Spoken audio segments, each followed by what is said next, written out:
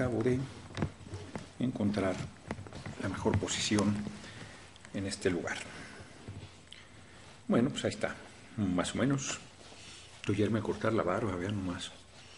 Me aparezco rabino yo. Ay. En un minuto empezamos. Pues acabo de dar el vínculo apenas, ya hay un buen número, ya hay 340. Yo creo que se van a ir integrando conforme vaya avanzando. ¿Cómo está el sonido? Supongo que está bien.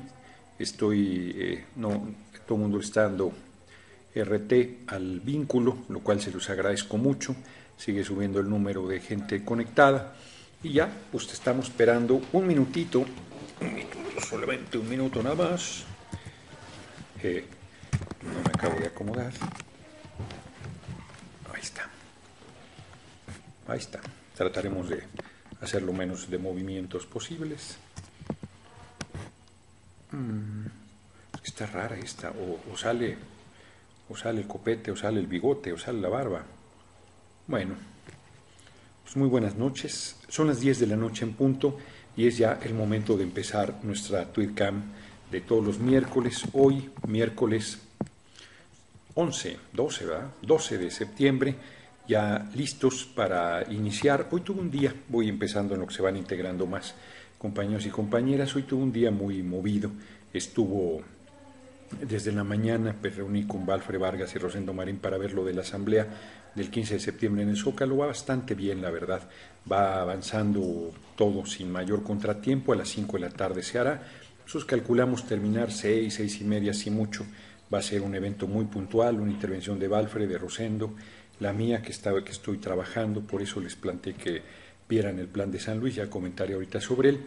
Y después me fui con mi equipo, poco tarde llegué ahí rayando el caballo, y mucho más tarde llegué todavía con los bomberos, que había acabado de llegar a las 12, llegué casi 20 para la 1, ahí platiqué con ellos, me encontré, están en huelga de hambre, ellos sostienen que son todo un comité ejecutivo que compitió contra el actual dirigente sindical, que todo parece indicar es un cacique ahí de los bomberos, y entonces en represalia los corrieron y ellos se duelen de que el gobierno del Distrito Federal se prestó para ello. Hablé con las autoridades del gobierno del Distrito Federal, la verdad es que el secretario de gobierno muy gentil, muy atento, me recibió de inmediato a pesar de no tener cita, me comentó que pues, ellos habían llegado con tanques de gas, que habían prendido fuego ahí, que lo habían controlado en una protesta, pero que era un asunto delicado, que ya no eran bomberos, que tenían un proceso en la Comisión de Honor y Justicia. Total que hay dos visiones totalmente encontradas de los bomberos y de las autoridades del gobierno del Distrito Federal. Me preocupa porque ellos llevan ya más de 10 días en huelga de hambre y sobre todo, más que los 10 días en huelga de hambre, está el tema de que el Estado Mayor Presidencial toma el control del Zócalo de la Ciudad de México y de que pues, los pueden lanzar hoy en la noche, mañana en la madrugada o la madrugada del 15 y entonces dejarlos en una condición pues complicada, ¿no? Puede haber una agresión hacia sus personas, claro, ellos están acostumbrados a enfrentar el fuego, que no es una cosa menor, pero de cualquier manera pues eso no quiere decir que a nadie le pueda gustar que el Estado Mayor llegue, te agrede, te agreda, te destruya tus cosas, te vote quién sabe dónde, o quizás hasta los presente al Ministerio Público inventándoles cargos. Entonces, yo creo que el tema es delicado, pues importante que hubiera una salida. La que ofrece el gobierno del Distrito Federal no es satisfactoria para los bomberos. Yo les planteé una posible salida, no hubo un punto de coincidencia. Tengo la impresión que los bomberos tienen la razón, la verdad sea dicha.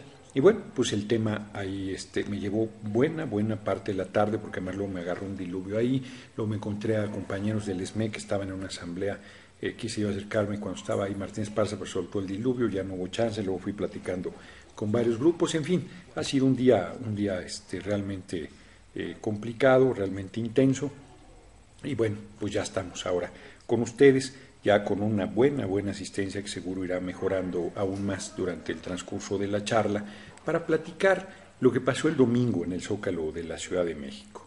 Después de que Andrés Manuel López Obrador estuvo planteando que iba a esperar a que el Tribunal Electoral determinara sobre las impugnaciones presentadas, era evidente lo que iba a suceder y finalmente el tribunal ratificó que Peña Nieto había ganado las elecciones.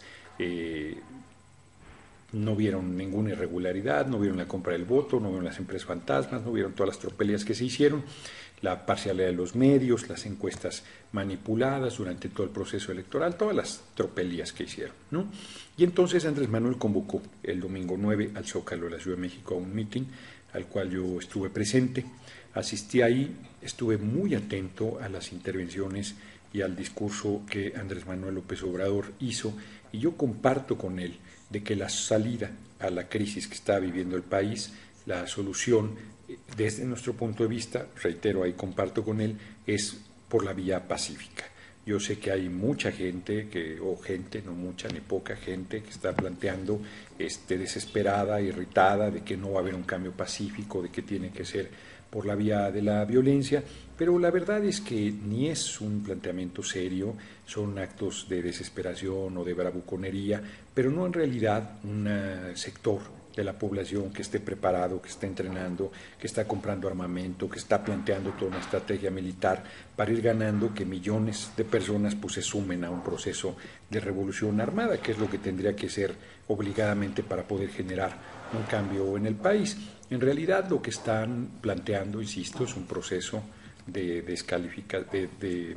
desesperación que está generando órale, ahí anda un ratón haciendo destrozos.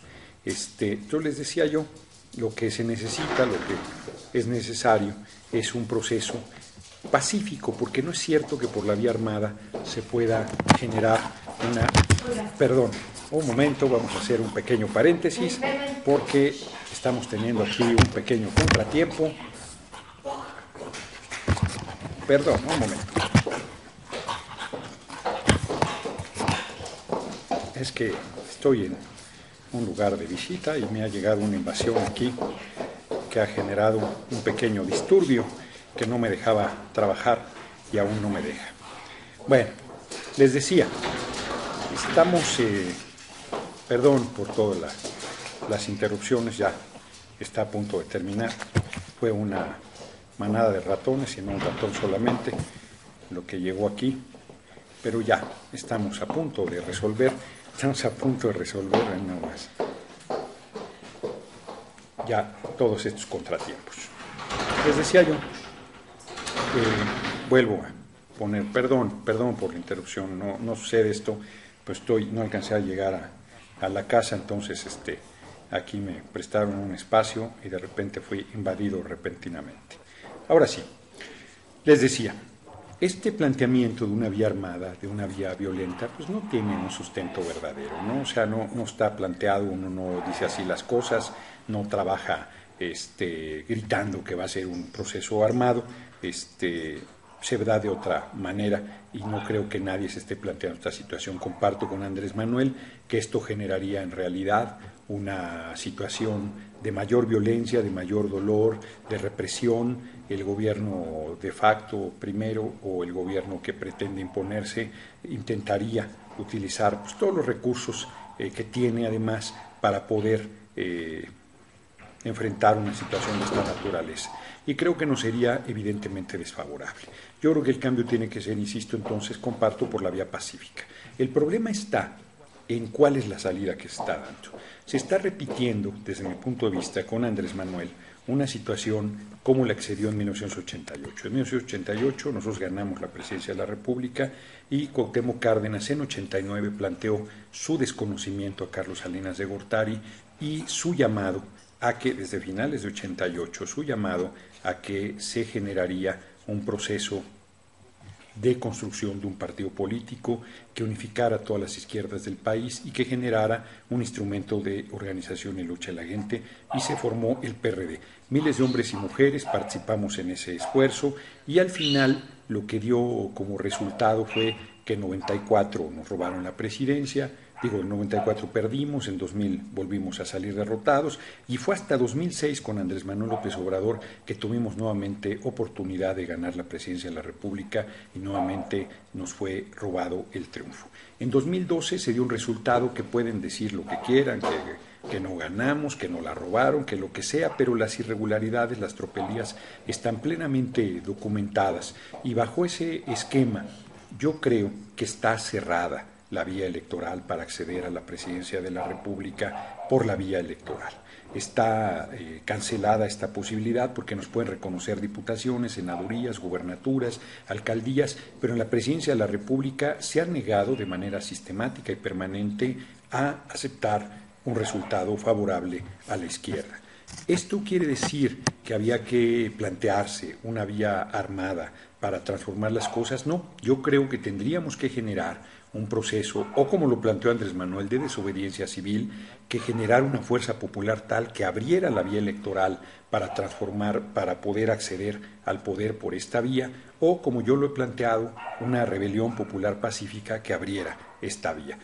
Sin embargo, Andrés Manuel, cuando plantea la desobediencia civil, no la plantea. ¿Qué es la desobediencia civil? La desobediencia civil es un proceso, pues como lo puse en algunos twitters, ustedes pueden checarlo de manera muy simple por internet en Google, lo que, ya se oscureció esto, que es el desorden, lo que les decía yo, ustedes lo pueden checar, y la desobediencia civil plantea el desacato a una norma jurídica, a un marco legal que tiene como finalidad cuestionar ese marco existente, cuestionar a la autoridad, reclamar un derecho legítimo, pero desconociendo el marco legal existente. Y puse el ejemplo de Gandhi. Gandhi caminó 300 kilómetros y se fue reuniendo gente en torno a él para llegar a la orilla del mar en la India, de unas cosas muy grandes, llegó a una zona salinera, porque el Imperio Británico tenía el monopolio de la sal del país. Controlaba muchas cosas, pero controlaba la sal era muy importante, la consumían todos los indios porque era necesario para conservar las cosas ya que no había refrigeración. Era muy cara, los indios no podían procesar su propia sal, no podían tomar la sal y tenían además que pagar un impuesto muy grande. Gandhi toma un puño de sal como un acto de desobediencia civil, que es un acto ilegal por el marco existente en ese tiempo en la India como colonia del Imperio Británico, y eso hace que se genere una represión brutal, más de 60,000 personas van a la cárcel, Gandhi incluido, y pasan 9 meses Gandhi en la cárcel. Pero eso sacude a la sociedad india, genera una demostración muy clara del absurdo del marco legal, del atropello, de la superexplotación que se daba sobre el pueblo indio, y en realidad fue el acto simbólico que abrió la puerta, el camino para lograr la independencia de la India. ¿Qué quiero decir con todo esto? Que la desobediencia civil tenía un objetivo: alcanzar la independencia de la India, y tenía en el camino formas de estar desacatando a la autoridad, de estar cuestionando a la autoridad, de estar desobedeciendo, como lo dice el propio término, los mandatos de la supuesta autoridad a la cual ya se estaba cuestionando sobre su legitimidad, sobre su validez, sobre su justicia, sobre los niveles de opresión que tenía sobre esa sociedad. Cuando Andrés Manuel plantea la desobediencia civil, pues no la plantea como una manera para llegar a un objetivo preciso. La plantea en abstracto. Dice, vamos a hacer desobediencia civil, pero no dice para qué, no plantea alguna ruta, no plantea una serie de iniciativas, deja en abstracto, por ejemplo, el tema de la reforma laboral, pues que sí que hay que rechazarla, pero no plantea algo puntual, y tampoco plantea que esa desobediencia civil tiene que lograr un objetivo. Sí, en cambio, plantea la construcción de Morena como partido, aunque se va a hacer una consulta, es evidente que la determinación es que Morena sea un partido político, están ya los documentos básicos, principios, programa, estatuto, está generada una estructura de tal manera que es muy difícil pasar, aunque se hace un llamado general, no es un llamado al pueblo de México, no es un llamado a los jóvenes, no es un llamado a los cuadros de izquierda, sino dice no, que no venga nadie de otro partido, no que sean los de Morena, no que sea la estructura. Yo tengo interés en participar en ese proyecto, ya lo dije, estoy pensando en Morena 1000, pero la manera en que está hecha la convocatoria y las condiciones que está planteado es como para que lo que está en Morena se siga quedando y de manera vertical y autoritaria se designen las direcciones estatales, las direcciones municipales, la dirección nacional, al propio dirigente de en su momento lo que será el partido Morena, porque yo creo que van a llegar a esa conclusión. Entonces, es una estructura cerrada, no es un proceso democrático, no se plantea que sea un instrumento de organización y lucha de la gente, y se plantea una salida organizativa a un problema político, porque está la desobediencia civil en abstracto, por un lado, y está por el otro, el planteamiento de un partido electoral, que va a ir por sección electoral, por distrito electoral, y que no está planteando, reitero, la organización y la lucha de la población, ni el partido como un instrumento de organización de esa lucha.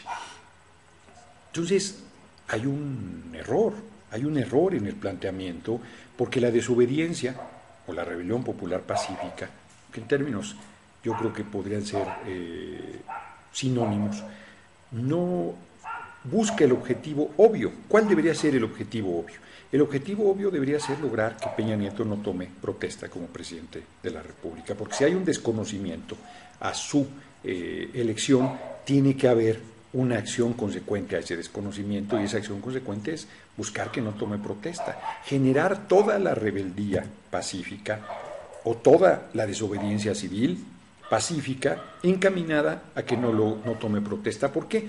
Porque entre el día de hoy y el 1 de diciembre es el periodo de mayor debilidad de Enrique Peña Nieto. No tiene el poder, no tiene ningún instrumento, no tiene ningún botón de control sobre el gobierno del país, y Calderón pues ya va de salida y es de otro partido y estaría en una situación de difícil interés de generar una represión o de generar una respuesta sobre la desobediencia civil que se estuviera haciendo. Sobre todo, además, iba encaminada a que Peña Nieto no tome protesta. Entonces yo el primer error vacío que veo es que la desobediencia civil no está encaminada a un objetivo puntual y concreto. Ya no digamos de qué formas de desobediencia civil se está planteando. No hay, pueden generarse muchas ideas de desobediencia civil, no pagar las cuotas en las escuelas públicas porque la educación es pública y gratuita. Ese acto es ilegal, inclusive ni siquiera es legal. No estás ni siquiera desobedeciendo una norma establecida, sino estás exigiendo el respeto a una norma plenamente establecida. Es curioso, pero a lo mejor nuestra desobediencia civil sería una exigencia de un acatamiento absolutamente escrupuloso de la ley existente, que no se respeta por las autoridades de este país y que se violentan los derechos de la gente de manera permanente. Entonces yo creo que la desobediencia, sea dentro del marco legal, que eso sería un poco paradójico, contradictorio, porque la desobediencia en sí misma es un desacato al marco legal existente, pero al margen de esto, la desobediencia tendrá que ir encaminada a ese objetivo, yo creo. O tendría que ir encaminada, en el menor de los casos, a que la reforma laboral no sea aprobada. Porque, como he insistido, la reforma laboral lo que busca es fundamentalmente outsourcing para todo el país. Esto es, que no tengas seguro social, que no tengas pensión, que no tengas jubilación, que no tengas aguinaldo, que no tengas vacaciones, que no tengas antigüedad. ¿Eso qué quiere decir? Que el más joven y el más viejo de este país, si sigue trabajando, nunca se podrá retirar, porque al no tener pensión, al no tener jubilación, pues trabajarás hasta el último día de tu vida sin posibilidad de retiro. Al no tener seguro social, ni siquiera tendrás cobertura médica. Al no estar obligados los patrones a pagar el seguro social desaparecería, y con ello desaparecería una de las estructuras de salud más fuertes, la más fuerte que hay en el país, la de mayor calidad, digan lo que digan, sobre todo en estructura de segundo y tercer nivel de atención médica. Desaparecería pues 300,000 trabajadores que actualmente están vigentes, más los decenas de miles que están pensionados y jubilados. Se perdería recursos cuantiosísimos que el país ha estado invirtiendo en ello, y se perdería un instrumento de redistribución de la riqueza como es la seguridad social, que permite atención médica de muy diverso nivel de especialización por igual, no importando cuál sea tu ingreso. Es una seguridad social como debe ser, solidaria. Se fueron sobre las pensiones, las privatizaron, las entregaron a los bancos extranjeros, pero quieren ahora entregar todo el sistema de salud de tal manera que solo quien tenga dinero pueda atenderse, y quien no tenga dinero pues está perdido porque no tendrá ninguna cobertura médica. Además de, insisto, no tener antigüedad, estarán pagándote por hora, 5 o 7 pesos la hora, algunos salarios mejor para otros niveles, pero solo el pago por hora, sin que tengas la seguridad de una jornada mínima de 8 horas, sin que tengas la seguridad de por lo menos 1 o 2 días de descanso, sin que tengas posibilidad de ninguna antigüedad. O sea, es una manera verdaderamente perversa, verdaderamente volver a la esclavitud, es sin duda un trabajo esclavo el que se generaría, o volver al siglo XIX a principios del XX, donde llega una camioneta, a ver, quiero 20 trabajadores, me los llevo y adiós, al final se les paga las horas que trabajaron y hasta luego, y no nos vemos nunca más, y al día siguiente vuelvo a ir a ver qué trabajadores van a ingresar conmigo. O sea, la verdad es que sería verdaderamente infame. Estaríamos en una condición de superexplotación. ¿Esto qué tiene que ver con lo que estoy planteando? Pues eso, que van la reforma laboral, que van a ponerle IVA a alimentos y medicinas, que van a seguir entregando el petróleo, que van a seguir con una serie de ofensivas contra el pueblo de México, y la desobediencia civil que Andrés Manuel planteó tampoco se propuso detener todas esas ofensivas que vienen contra la población del país. Simplemente se planteó nada. La verdad es que lo que se planteó Andrés Manuel es crear un partido para él ser candidato a la presidencia en el 2018, y eso es insustancial. Él puede ser candidato en el 2018 y en el 2024 y en el 2030, si así lo quiere y la vida le alcanza. Y si crea este partido que está pensando sea su instrumento para llegar a esa finalidad. Es legítimo, es un objetivo pues que no tiene ninguna discusión desde el punto de vista de su determinación política, pero que sí tiene, desde el punto de vista de lo que necesita el país, un cuestionamiento muy grande, porque él es el líder más importante de la izquierda en este momento, es el liderazgo más sólido que hay en el país, y que él esté pensando en su interés personal y no en lo que el país requiere es un hecho muy delicado. Yo creo que él tiene que rectificar y tiene que plantearse que todas las medidas van encaminadas a que Peña Nieto no tome protesta, o en su defecto a que si toma protesta se logre la renuncia de él en los 2 primeros años como máximo, para que se vean obligados a convocar elecciones extraordinarias y él jugar en esas elecciones extraordinarias. Y entonces ya un partido surgido de ese proceso de rebelión o desobediencia civil, como él lo llama, de ese proceso de lucha social y de lucha política para abrir los cauces a que se respete el voto de la gente, a que se respete el voto en la presidencia de la República si es hacia un candidato o candidata de la izquierda, pues tendría un sentido. Estaríamos planteándonos muy claro una ruta, estaríamos planteándonos muy claro una serie de objetivos y estaríamos evidentemente construyendo una iniciativa de lucha muy seria para la gente, para la población del país, para resistir la ofensiva, para en su momento pasar a la ofensiva nosotros mismos y para imponer las condiciones favorables a la mayoría de la población. Yo creo que ninguna de estas cosas está planteada. Ninguno de estos objetivos ha sido delineado en los comentarios que se hicieron, y sí, por otra parte, tenemos el grave problema de la confusión que ha generado esta determinación. La gente del PRD dice, bueno, no se va a desfondar el PRD, PT y Movimiento Ciudadano dijeron, pues podemos dar el registro para que se cree el nuevo partido, y Andrés Manuel dijo, no lo quiero. Inclusive acaba de hacer un pronunciamiento para los delegados de Morena en el sentido de que sean muy cuidadosos de quién van a elegir. Ya la estructura prácticamente no permite la entrada de nadie, pero aún así hace un llamado en este sentido. O sea, no es pues ni un partido abierto, ni un proceso democrático, ni un instrumento de lucha de la gente, y mucho menos va por delante, lo que yo he insistido, la desobediencia civil, como lo llama, la rebelión popular pacífica encaminada al objetivo que estoy planteando. Por si esto no fuera suficiente, yo les pedí que leyeran el Plan de San Luis, porque he estado revisé los sentimientos de la nación, he estado revisando diversos documentos y me encontré muy impresionado con las 2 primeras cuartillas del Plan de San Luis emitido por Madero. Inclusive en internet ustedes pueden encontrar una versión mecanográfica del documento original, que lamentablemente no está completo. No sé por qué la última cuartilla y media no está en esa versión original, quizás se perdió en algún momento el camino, y están a mano los señalamientos, las modificaciones, las tachonaduras que el propio Francisco Madero hizo, y la Cámara de Diputados en su biblioteca virtual tiene el documento completo, ahí lo pueden revisar hasta sus últimos detalles. Y a mí no me dejó de impresionar varias cosas. Primero, Madero dice que hay momentos en que un pueblo tiene que hacer los mayores sacrificios porque es necesario para su libertad y para sus objetivos pues fundamentales de justicia e igualdad. Segundo, hace un análisis impresionante de la sociedad porfiriana que pareciera está hablando del México actual.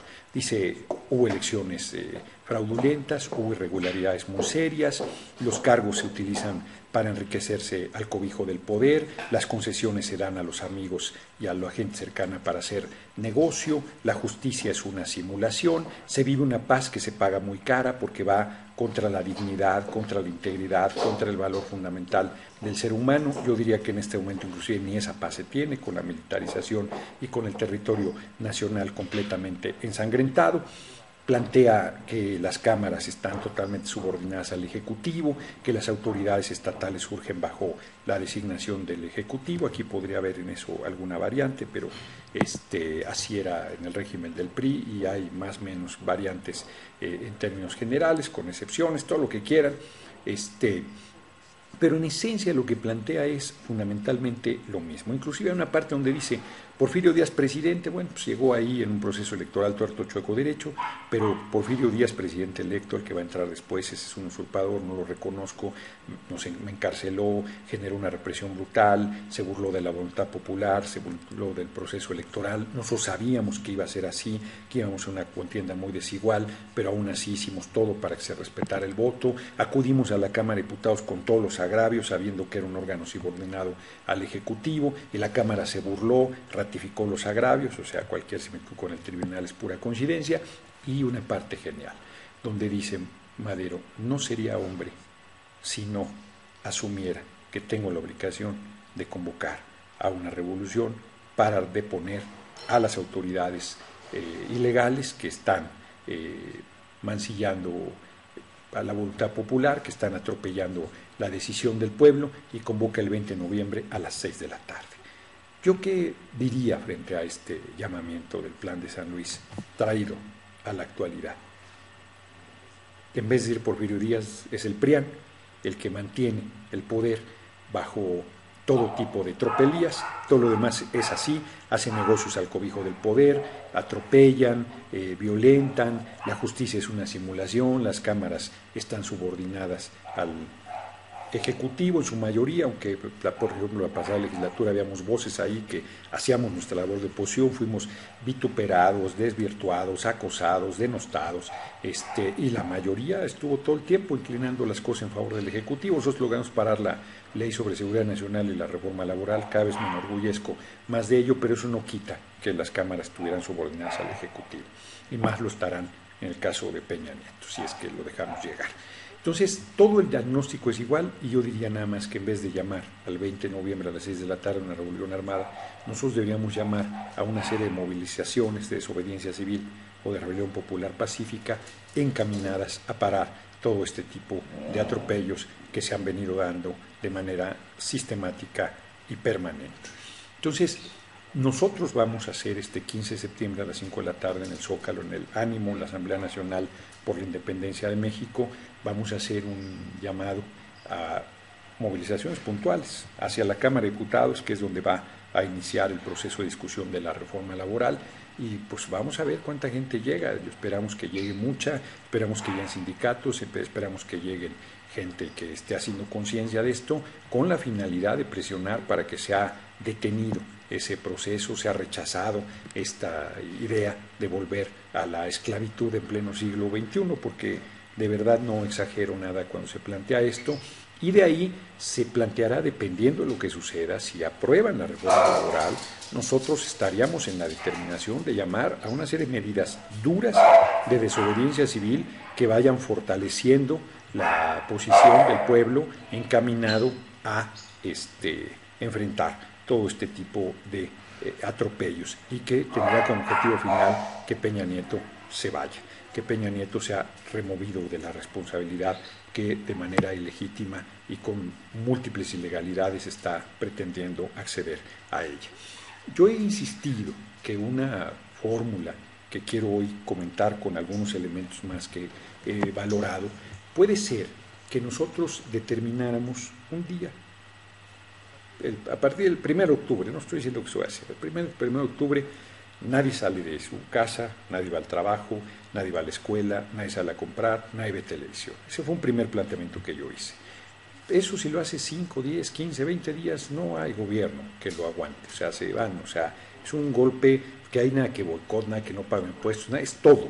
Es una desobediencia en todos los planos, en todos los sentidos, que además demuestra el poder del pueblo, que por supuesto tendría que hacer un esfuerzo, como el propio Madero dice, era un momento de esfuerzo, de sacrificio del pueblo, pero que no sería violento, que no generaría una confrontación armada, que no generaría actos de tensión entre diferentes fuerzas, sino simplemente sería una desobediencia absoluta, una desobediencia total. Y nosotros estaríamos también planteando un complemento ahora a esta idea. Este complemento es que puede ser que salgas, pero en tu colonia, a determinada hora de la tarde, a una asamblea popular, donde se estaría informando día con día el avance de los acontecimientos, el alcance de la medida, la profundidad que está logrando, y que además serviría para que haya solidaridad entre los miembros de la colonia. ¿Qué quiero decir con esto? Pues gente, por ejemplo, que le empiece a escasear alimento y que tenga hijos pequeños, pues ahí la misma comunidad haría para que tuvieran pues el alimento básico la gente, y que pudiera evitarse pues que pasaran sacrificios mayores. O sea, permitiría solidaridad, permitiría comunicación, permitiría valoración y evitaría los rumores, evitaría los comentarios insidiosos, generaría una serie de cosas que tendrían al final pues un resultado positivo de ir aumentando la cohesión y de ir generando una mayor claridad de la fuerza de la medida que se está obteniendo. Yo creo que así como yo he estado madurando las cosas y he estado viendo la forma en que puede ir esta idea tomando fuerza, todos podríamos ir pensando esa medida u otras medidas, pero que fueran verdaderas desobediencia, actos verdaderamente que estuvieran cuestionando el estado de cosas existentes, que fueran pacíficas y que pusieran el dedo en el cuestionamiento a la autoridad que se pretende imponer. O sea, hay muchísimas maneras que se pueden instrumentar, pero el problema es que haya decisión para hacerla, porque, como se dice, estamos en las marchas y las marchas y las más marchas, estamos en los mensajes y más mensajes, estamos hablando de que hay que hacer boicot a todos los productos prácticamente habidos y por haber, estamos hablando de que no hay que pagar impuestos, estamos hablando de una serie de cosas que en realidad no tienen posibilidad de concreción, muchas de ellas. Por ejemplo, el no pago de impuestos, en la medida que sales a comprar cosas pagas el IVA, en la medida que trabajas pagas el impuesto sobre el producto de la renta, en la medida que estás teniendo actividades de muy diverso tipo, pues hay impuestos que simplemente no puedes dejar de pagar. En el hecho del boicot, pues es exactamente lo mismo. En la medida que tú pretendes prácticamente todos los artículos no comprarlos, pues la gente acaba comprándolos, acaba comprando en los almacenes, acaba comprando en tiendas, acaba comprando cosas, y es muy difícil que la gente deje de consumir lo que habitualmente está acostumbrado a llevar a la casa. Entonces requiere de toda una serie de medidas pues mucho más enérgicas, mucho más colectivas, mucho más de fondo, como es lo que estoy planteando. Ahí es un boicot parejito a todos los productos. Es una manera de rechazar prácticamente todos los productos, prácticamente toda la actividad productiva, prácticamente toda la actividad comercial, y es una demostración de poder que simplemente no se ha generado en el país. Y no se trata de hacer de que sean cosas nuevas, porque también podría de repente la gente salir a la calle en masa, en todas las plazas públicas, en todos los lugares del país, en todos los centros de actividad, y si se hiciera un solo día en todo el país, todos los gente, todo mundo con una movilización de millones de personas, pues también podría tener, quizás no en un día, pero sí en varios días, pues la misma contundencia que si se queda en casa. O sea, no es un problema de forma, sino es un problema de que al final la población se determine a tomar las medidas necesarias para rechazar a las autoridades que de facto que hay y a las que pretenden imponer. Es un golpe totalmente determinante y que no implica más medidas después, sino que ya una vez que el pueblo probó su poder, pues entonces exige toda una serie de instrumentos para que no se vea obligado a volver a tomar medidas de este tipo. Se introducen medidas de revocación del mandato, se introducen medidas de claridad del manejo de las cuentas, se introduce revocación del mandato es fundamental, porque si tú lo pones, tú lo quitas, desde un alcalde, un gobernador, un diputado, un senador, un presidente de la República. Se introducen instrumentos de participación popular importante y decisiva en la vida pública del país. Se revisa el sistema político, se revisa el sistema de representación. O sea, se pueden hacer muchísimas cosas que tendrían que ser que tendrían que surgir de un Congreso constituyente, sin duda un Congreso producto de una gran desobediencia civil o de una gran rebelión popular pacífica que generara como resultado estos objetivos. Hoy he hecho un esfuerzo grande de concentración, como pueden ver, porque se ha sido complicado, pero bueno, de todos modos creo que he estado planteando lo fundamental y en ese marco yo insistiría en que no es un problema de diferencia personal con Andrés Manuel. Yo lo voy a seguir apoyando al margen de las cosas en las que yo no tengo coincidencia, pero creo que por primera vez, desde que hemos trabajado muchos años juntos, por primera vez estamos en una posición de diferente visión.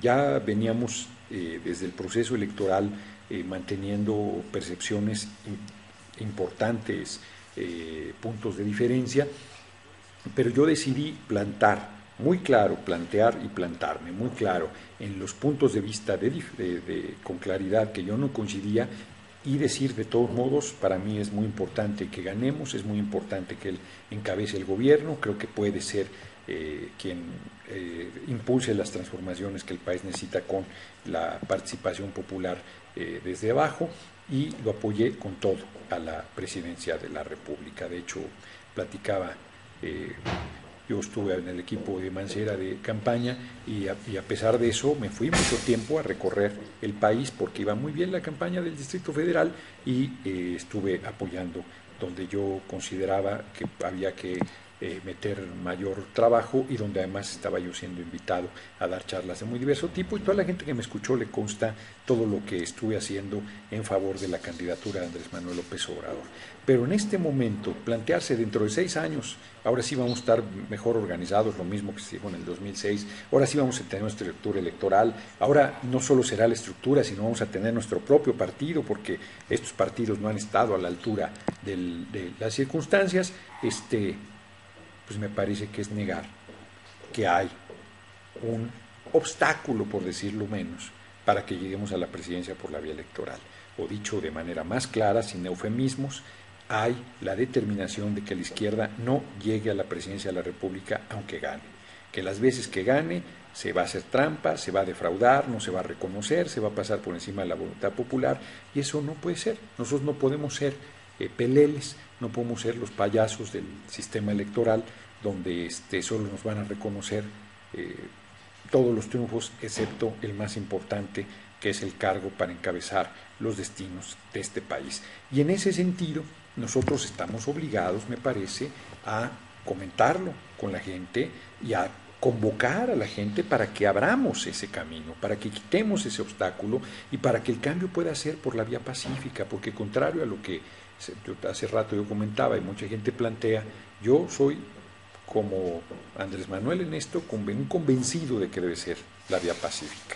Estoy perfectamente consciente de que nosotros tenemos que lograr el reto de hacer la primera revolución pacífica del siglo XXI, así como hicimos la primera revolución del siglo XX, la revolución de 1910, fue la primera de todo el mundo. Nosotros podemos lograr la revolución pacífica en pleno siglo XXI, porque es un asunto de conciencia, es un asunto de politización, es un asunto que somos 110 millones de mexicanos, no puede ser que un puñado de canallas puedan más que esa cantidad de personas, y yo estoy absolutamente cierto de que no es un asunto sencillo, pero que para que empiece al margen de su complejidad a poderse desarrollar, nosotros tenemos que creer que podemos hacerlo. Porque si nosotros decimos, no, no se puede esto, no se puede el otro, no se puede alcanzar, no se puede lograr, no es posible cuestionar, no es posible quitar, no es posible criticar.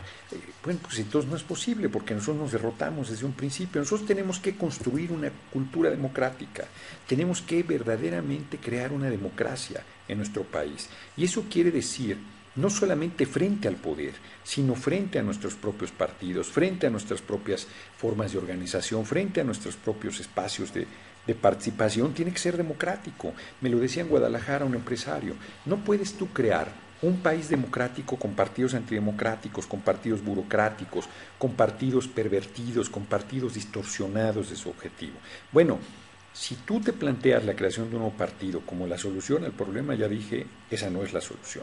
Pero además si ese partido ya tiene una estructura burocrática, ya tiene una definición, ya tiene los dirigentes y solo vas a formalizar esas cosas y vas a decidir que sea un compañero, por valioso y talentoso que sea, el que decida sobre todos los asuntos, pues no vas a construir una sociedad democrática porque no tienes un partido democrático y porque no estás tomando los pasos y las medidas necesarias para impulsar ese proceso verdaderamente desde tu propio instrumento de lucha que es el partido que estás creando. Entonces, tiene varios problemas la iniciativa planteada. Tiene el problema de que no va por delante la desobediencia civil, o como yo insisto, la rebelión popular pacífica, de que no tiene objetivo esa desobediencia civil, de que estás planteándote un partido como en 1989 y que además, por si no fuera suficiente ese partido, no lo estás planteando como un instrumento de lucha de la población, no lo estás planteando como un partido no solo electoral y que vaya más allá de lo electoral y encima de todo estás planteando que un dirigente sea el que decida las maneras, la estructura, los dirigentes, las formas, la dirección, la candidatura que ese partido va a tener. Y reitero, no tiene que ver con este último aspecto que estoy comentando de la candidatura, porque Andrés Manuel, como ya lo dije, puede ser candidato en el 2018, en el 2024, en el 2030 y en el 2036. Eso es insustancial. Lo que es verdaderamente importante es todas las medidas encaminadas a lograr la transformación del país antes del 2018. Yo no pienso esperar al 2018 para que si ganamos nos vuelvan a robar la presidencia o volvamos a decir, ahora sí, dentro de 6 años nos vamos en el 2024, ahora sí de veras que nos vamos a organizar bien. Pues sí fue lo que se dijo en el 2012, digo en el 2006, y otra vez nos volvieron a hacer tontería y media y entonces el partido lo va a resolver. No, no es el partido.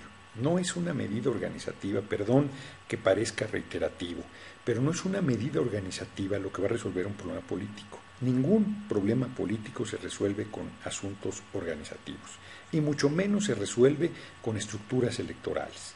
O sea, tú vas a generar cuadros de lucha sólidos que sean muy difíciles de comprar si son forjados en la lucha, en el compromiso con el pueblo, en la participación, si además tienen formación, si además les das capacitación, si además los haces conocer la historia del país, si además los das elementos, si además haces crecer su nivel de conciencia, que sobre todo se crece más que en la formación. Miren, yo tengo una formación muy sólida, la verdad, aunque parezca pedante que lo diga, universitaria, muy sólida. Pero si algo me ha dado solidez, es la lucha política, es la lucha social, es el compromiso con la gente. Eso te hace crecer, eso te hace hermanarte, eso te genera amistades, eso te genera lazos de generosidad, de intensidad. Es como un viaje, cualquiera que haya viajado. Fíjense, es un buen ejemplo, yo espero que todo el mundo haya viajado y quien no haya viajado, hágalo. En un viaje tú tienes un nivel de percepción y de sensibilidad mucho más intensa.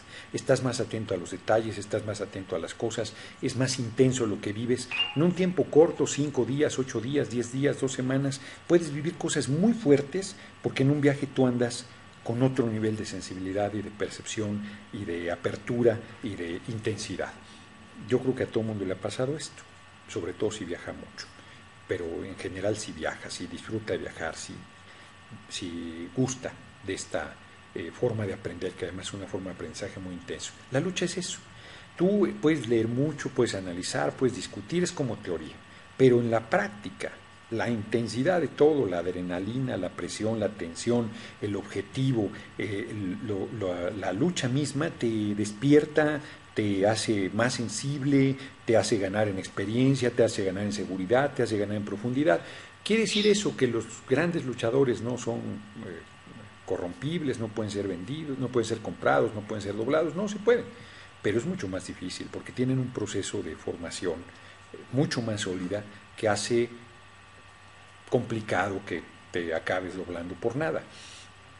Mientras que una gente que solo está trabajando cosas electorales, con el envilecimiento que hay de la actividad electoral, que tienes que pagar para que cuide una casilla, que tienes que pagar para que haga una tarea electoral, para que vaya a convencer gente, para que vaya a recordarle que tiene que ir a votar, por decirlo suave, para que vaya a pregar un cartel, para que vaya a hacer una propaganda, para que vaya a hacer una pinta, que ya prácticamente no se hacen.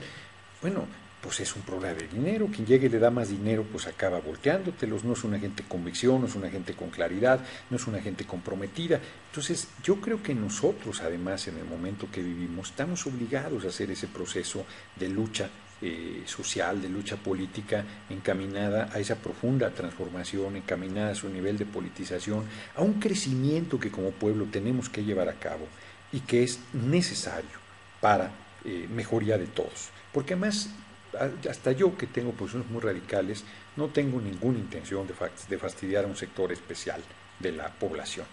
Yo creo que podemos construir un régimen donde haya empresarios, donde haya productores, donde haya comerciantes, donde haya todos los sectores, pero que haya una redistribución de la riqueza justa, que haya posibilidades de acceso a salud para todos, de calidad, de primerísima calidad, de seguridad social, acceso a educación, acceso a vivienda, acceso a alimentación, acceso a un empleo bien pagado, con prestaciones mucho más amplias que las de la ley. Yo creo que debemos aumentar las prestaciones en vez de irnos para atrás. O sea, resulta que en pleno siglo XXI vamos a volver a épocas verdaderamente atroces de explotación. Pues eso es un despropósito.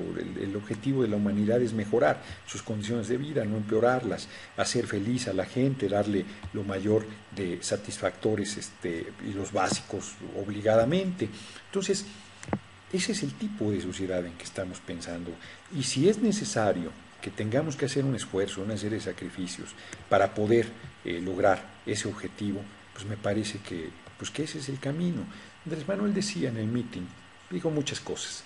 Dijo, por ejemplo, que deberíamos ser desobediencia civil sin afectar a terceros. Eso sí me parece el colmo del absurdo. O sea, pues no estás buscando afectar a terceros, pero concederle a la derecha ese tema es descalificarse a sí mismo y descalificar todo lo que ha hecho en los últimos años. Es un error gravísimo esa aseveración que él hizo. Pero hizo una más. Dijo que ningún líder tiene derecho a poner en peligro la vida de la gente. Y yo le digo que no ha habido un solo forjador de nuestra patria que no se haya jugado la vida él por delante y no haya ido con su pueblo a jugarse.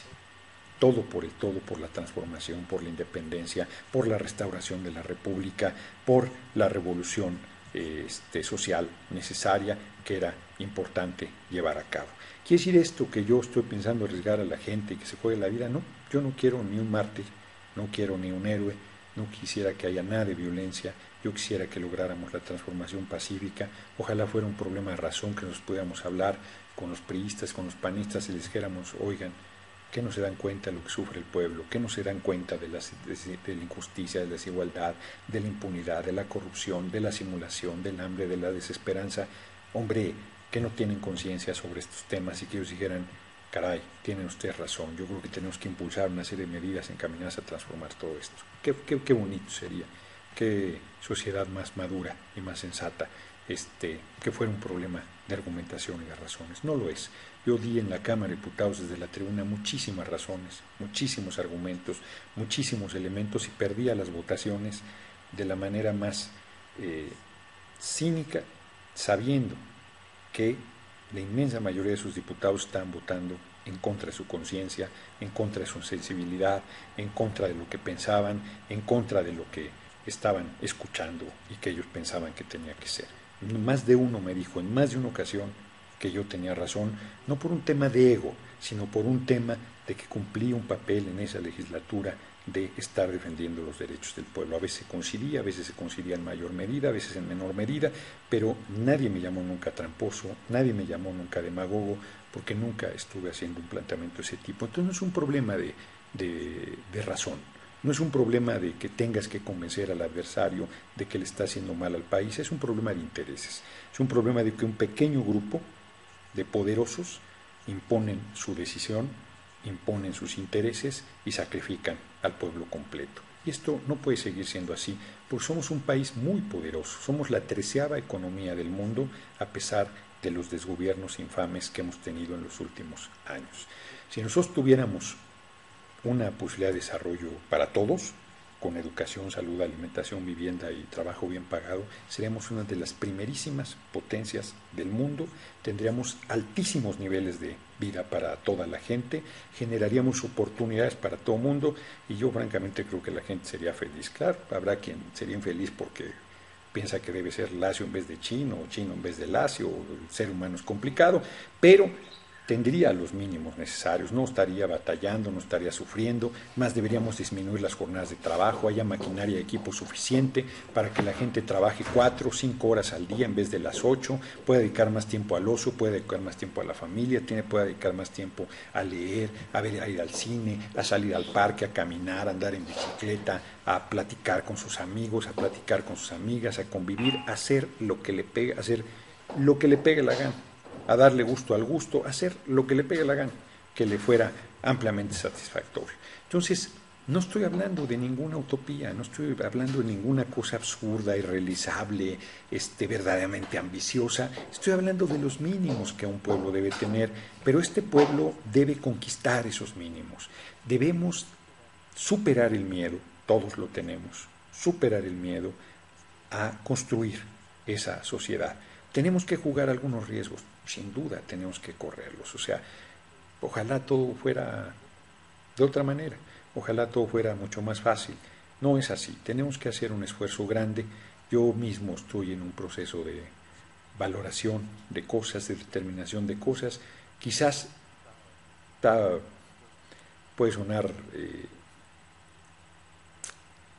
no quiero usar un término incorrecto, pretencioso, arrogante de mi parte decirles que yo mismo estoy a punto de sacrificar una serie de cosas personales comprometido con la transformación del país. Por convencimiento, no estoy acá dándome guayabazos, estoy convencido de ello, ¿no? O sea, no me duele, no me pesa, pero, pero implica un esfuerzo. Yo también tengo hijos, yo también tengo responsabilidades, yo también disfruto la vida, yo también quiero un sueldo permanente. Y luego, a ver, después de 3 años de diputado, imagínense si no estoy queriendo un buen sueldo y un buen ingreso permanente. Yo también disfruto de todas estas cosas y quisiera tener todas las seguridades y garantías que mi condición y mi trabajo me pueden dar. Pero creo que es tiempo de tomar riesgos, creo que es tiempo de guerreros, como ya lo dije, tiempo de guerreras, pacíficos, pero guerreros al fin, que impulsen las transformaciones que el país requiere. Creo que nosotros merecemos un mejor presente y que podemos construir un mejor futuro para nosotros y para las generaciones venideras, y eso pasa por recuperar el patrimonio nacional, por recuperar nuestros derechos, por construir un marco jurídico mucho más avanzado y que además se respete, por vivir en un país de leyes, en un país de derecho, en un país de oportunidades, en un país que pueda generar una convivencia pacífica, de tolerancia, de respeto a las diferencias, donde todos cabemos, cabe la derecha, cabemos nosotros, caben los de centro, caben todo mundo cabe. Lo que no cabe es la injusticia, la desigualdad, la simulación, la corrupción, la miseria, la superexplotación. Eso es lo que no cabe más. O sea, no puede ser que en pleno siglo XXI nosotros no podamos construir una sociedad que tenga estos valores fundamentales, que tenga estas bases tan elementales, tan obvias, tan necesarias para una convivencia pacífica y de calidad para todos los mexicanos. Entonces, yo, pues eso es lo que creo, ¿no? No he querido en esta intervención descalificar a nadie, ni a Andrés Manuel, por supuesto. Es un hombre, un político, un líder muy importante, el más importante a la izquierda del país, con el que mantengo diferencias, pero como insisto y reitero, no es una diferencia personal. No tengo yo ninguna, pues, ni competencia siquiera. Pues él ha sido 2 veces candidato a la presidencia, yo he sido ahí un diputado pedorrillo, entonces no hay ni punto de comparación, es un político muy destacado Yo estoy haciendo mi tarea ahí en los espacios que me toca. Entonces no hay ni siquiera un punto que pudiera plantearse en ese sentido, por lo menos no de mi parte. Yo estoy consciente de lo que tengo que hacer, estoy seguro del camino que tengo que recorrer y estoy claro además de las metas que voy a alcanzar. Así es que no tengo problema en eso. Mi nivel de certidumbre es grande, mi nivel de compromiso es mayor todavía y mi claridad de que no importa que tengas o no tengas cargo, tú puedes siempre ser, hacer y desarrollar cosas. Yo quiero por último decirles que lo veo en mi recorrido, estoy muy comprometido con la gente, porque en los recorridos no soy candidato, no soy diputado, no tengo ninguna responsabilidad, y la manera en que la gente me trata es espléndida. El Zócalo, este domingo, en la Ciudad de México, viví una de las jornadas más bellas que haya yo tenido en toda mi vida. Y la salida del Zócalo fue verdadera, ahora sí que, aunque suene sangrón, no fui dueño de mí, o sea, durante 40 minutos era muy complicado tomar una dirección, la gente literalmente me avasallaba con su cariño y con su cercanía, viví una experiencia verdaderamente maravillosa, podría desaparecer de este mundo tranquilísimo sabiendo que he hecho cosas y que la gente los ha valorado, pero que no aplaudan ni se entusiasmen mis adversarios porque no me desapareceré pronto. Aquí voy a seguir luchando, aquí voy a seguir trabajando, aquí voy a seguir comprometido y quiero agradecerles a ustedes, no ha bajado la asistencia, estamos casi en 1820, no sé si en un momento estuvo mayor, de usuarios que accedieron a esta accidentada por varios momentos Tweetcam, pero de verdad creo que hice un esfuerzo de concentración, he podido plantearles con toda claridad mis preocupaciones, con toda lealtad, mis percepciones, y les digo, este 15 de septiembre a las 5 de la tarde en el Zócalo, ahí vamos a estar, Rosendo Marín, Valfre Vargas y un servidor en ánimo, la Asamblea Nacional por la Independencia de México, que eso no lo había comentado, pero en realidad vamos por la independencia, por la soberanía. Peña Nieto es un obstáculo más, no es el más importante. Lo importante es rescatar la soberanía, rescatar la independencia, construir un país de oportunidades para todos, y ese es el objetivo que nos estamos planteando. Haremos un llamado importante, vamos a convocar a medidas precisas y puntuales en torno a la reforma laboral y a una serie de iniciativas muy duras que se harían si se aprueba la reforma laboral, porque me parece que estaríamos obligados a dar una respuesta muy enérgica si un atropello de esa dimensión se lleva a cabo. Quienes me plantean acciones concretas, dejen de buscar liderazgos. Piensen, desobedezcan, todo lo que sea desobedecer, échenlo a andar. O todo lo que sea rebelión pacífica, échenlo a andar. O sea, no necesitan ideas, de verdad. ¿Qué se necesita para ir a la universidad donde uno está y decirle al rector, o pones un comedor decente subsidiado, la UAM cuesta 4 pesos la comida, 2.50 el desayuno? ¿Por qué todas las universidades del país no tienen eso? Se van los estudiantes del rector, a ver, papacito, o sea, o resuelves esto o tienes problemas, ¿no? O empezamos a hacer una serie de medidas de desobediencia de las reglas absurdas que tú estás imponiendo. O metes, vamos al Congreso a exigir becas para los estudiantes pobres de la universidad, y si no, hacemos una serie de medidas, y para mejorar las instalaciones, y para tal. O sea, hay montones de cosas, no pagar las cuotas, de verdad, podría hacer aquí una lista larga de medidas que se podrían tomar, que acreditaran no dejarse revisar en los retenes militares, exigirles a los militares que se vuelvan a los cuarteles y que si quieren les pasamos la lista de quienes distribuyen droga en cada colonia, como si no lo supieran ellos, para que se vayan verdaderamente a darle seguimiento a las líneas de distribución y vayan sobre los centros de distribución y vayan sobre los principales narcos y no estén tratando a los ciudadanos como delincuentes mientras los delincuentes gobiernan este país. Podemos hacer cualquier cantidad de cosas, cualquier cantidad de cosas. Tengo varias ideas en la cabeza que no voy a soltar ni una sola hora, porque si aprueban la reforma laboral, entonces voy a compartir con ustedes una serie de medidas duras contra el sistema, no duras contra nosotros, que nos implicaría romper el miedo, pero las llevamos a cabo, y la verdad es que el asunto se les pondría muy, muy complicado. Entonces, como dice aquí un compañero, no necesita, o sea, los liderazgos son importantes, pero cada uno debemos hacernos cargo de nuestra responsabilidad. Simplemente, miren, de verdad lo insisto, se hacen los locos más de uno cuando se los digo. Si actuáramos como hombres y mujeres libres, si ejerciéramos nuestros derechos, si no permitiéramos ningún atropello a nuestros derechos y garantías constitucionales, hombre, otro gallo nos cantaría. Hay muchachos que me invitan a una universidad y se les pone pesado el rector y ya no me invitan. Y hay muchachos que me invitan a una universidad y si el rector les cierra el auditorio me llevan a la plaza pública, a la explanada de la universidad y el acto sale mucho más fuerte y los muchachos salen fortalecidos. Ese es un acto mínimo de carácter, mínimo de respeto a uno mismo que está planteando el derecho a discutir cosas en el marco de la universidad. O hay gente que me invita a una plaza pública y porque el alcalde no le dio el permiso, uno no necesita permiso para reunirse, uno no necesita permiso para una manifestación de las ideas. Y andan pidiendo permiso y si no se los dan, no hacen el evento en la plaza pública. Hombre, o sea, de esas cosas son de primaria. O sea, el 15 de septiembre... Termino con eso, ya estamos a punto de concluir. Yo casi nunca hablo con el gobierno de facto, y fui con el subsecretario del gobierno. No, me dijo, no le podemos dar permiso. Le dije, no, mi amigo, no le estamos pidiendo permiso. O sea, le estamos diciendo que vamos a hacer el evento y no nos queremos pelear con ustedes. Queremos de verdad, porque no tengo ninguna intención de ir a plantearle nada a Calderón, queremos mandar un mensaje al pueblo en esa fecha emblemática, simbólica tan importante. Y al final, bien, porque pues, yo tampoco, o sea, ¿no?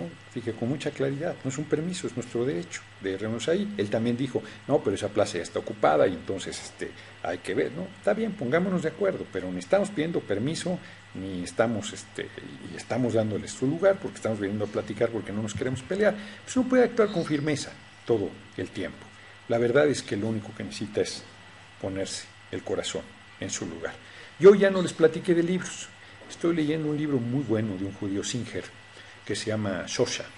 Ya se los comentaré, apenas lo voy empezando, pero les sigo recomendando ampliamente. Confieso que he vivido de Pablo Neruda, es un librazazo, excepcional, muy, muy bueno. Y hay que rescatar las cosas de historia. Léanse completo, si no lo leyeron completo, el Plan de San Luis. Léanse los sentimientos de la nación, es impresionante, como 6 o 7 puntos de ese documento de 1813 sigue sin cumplirse a la fecha. Es impresionante. Bueno, jóvenes ilustres, les agradezco muchísimo su asistencia. Ha sido una excelente asistencia, ha sido una buena charla. Espero que los inconvenientes que hubo en algún momento no los hayan distraído mucho. Les ofrezco disculpas por ello. Y nos vemos, voy a guardar en este momento la tweetcam para quienes la ven después. Adiósito, los quiero mucho, pórtense bien.